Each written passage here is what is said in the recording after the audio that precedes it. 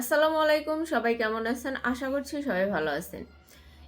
BDR বা পিলখানা হত্যাকাণ্ডে যারা জড়িত ছিল বা জড়িত ছিল না, এখন অনেক কথাই বেরিয়ে আসতেছে। তো এই ঘটনাটা যে ঘটছে, এটা তো অবশ্যই ঘটছে। যারাই এই ঘটনাটা ঘটাক না কেন, এখন যে যে অপরাধীরা ছাড়া পাইতেছে, যাবজ্জীবন বলেন বা ফাঁসির আদেশকৃত আসামিরাও ছাড়া পাইতেছে।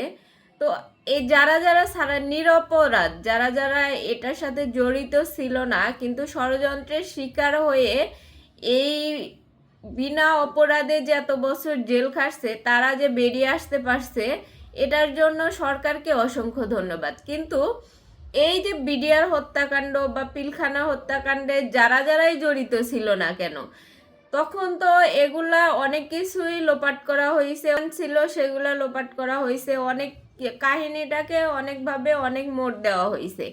তো এখন যে সরকারের যেটা উচিত, যে পিলখানা হত্যাকাণ্ডে যারাই জড়িত ছিল না কেন সেটা হোক, যারা এখন বেরিয়ে আসতেছে, যে অপরাধীগুলো এখন জেল থেকে ছাড়া পেয়েছে, তারাও যদি হয় তাদেরকেও আবার শাস্তির আওতায় আনা, এবং যে কেউ হোক না কেন।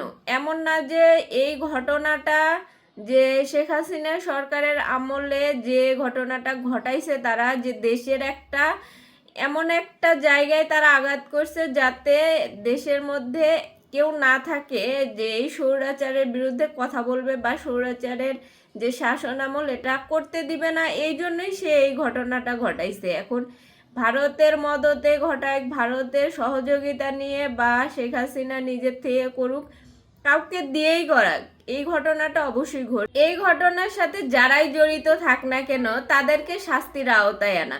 কারণ এই ঘটনাটা অবশ্যই ঘটছে, এবং এর সাথে যারা যারাই জড়িত ছিল না কেন, এমন তো না যে এটা যদি ভারতও ঘটায় থাকে, ভারতের এজেন্টরা এসে যদি ঘটায়ও থাকে, তারপরেও তো বাংলাদেশের মানুষও তো জড়িত ছিল।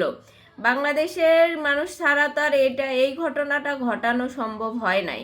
তো যারাই এই ঘটনার সাথে জড়িত আছে কিনা তারাই যেন শাস্তির আওতায় আসে, নিরপরাধ মানুষ যাতে এটাতে যেভাবে ফেসে গেছে সেভাবে যেন অপরাধীরা পার না পেয়ে যায়। যে এখন সরকার পরিবর্তন হয়েছে, আগের যারা অপরাধ বিনা অপরাধে হোক বা অপরাধে হোক যারা জেল খাটছে তাদের সবাইকে যে বের করতে হবে এরকম না, তদন্ত সাপেক্ষে যারাই এই অপরাধের সাথে জড়িত তাদেরকেই শাস্তির আওতায় আনা। এরকম না যে যারা বিডিআরের লোকজন বা আর্মির লোকজন যারাই যে অপরাধের মধ্যে জড়িত তাদেরকেই শাস্তির আওতায় আনা। এখন আমরা এত বছর পরে, 17 বছর পরে যে মানুষগুলা ছাড়া পাইতেছে, সেই মানুষগুলা যে এত বছর জেল খাটছে, হয়তো অনেকে বিনা অপরাধেই খাটছে, যে কারণে এই যে ছাড়া পাওয়ার প্রক্রিয়াটা, এটা আমরা সাধুবাদ জানাই, যাতে কোনো নিরপরাধ মানুষ আর জেলখানায় না থাকে। সেটা শেখ হাসিনার আক্রোশে হোক, সেই স্বৈরাচারের সরকারের আমলে হোক।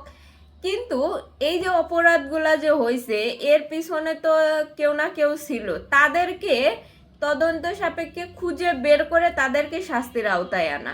তারা যদি ছাড়া পেয়ে যায়, পার পেয়ে যায়, তাহলে এই দেশের মধ্যে আইন প্রতিষ্ঠা কখনোই হবে না।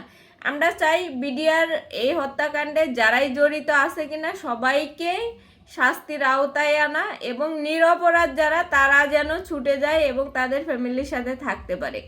আমাদের একটাই চাওয়া হবে যে বিডিআর হত্যাকাণ্ডে বা পিলখানা হত্যাকাণ্ডে যারাই জড়িত তাদেরকে শাস্তির আওতায় আনা। আর যারা নিরপরাধ হয়েও যারা জেল খাটতেছে, তারা যেন খুব শীঘ্রই সবাই মুক্তি পায়, এবং যারা অপরাধ করছে তারা যেন শাস্তি পায়। তো এই যে সবারই আর্তনাদ আছে একটা, যে 2009 সালে যে ঘটনা ঘটছে, সেই ঘটনাতে অনেকে বাবা মা ফ্যামিলি অনেক কিছু হারাইছে, এইটাও আমরা এড়িয়ে যেতে পারি না। কিন্তু এত বছর যারা বিনা অপরাধে এতগুলো বছর যাদের নষ্ট হয়েছে, তাদের ইমোশনটাও আমরা ফেলে দিতে পারি না। তো অপরাধ যারা করছে তাদের শাস্তি আমরা সবাই চাই। সবাই ভালো থাকেন, সুস্থ থাকেন, আল্লাহ।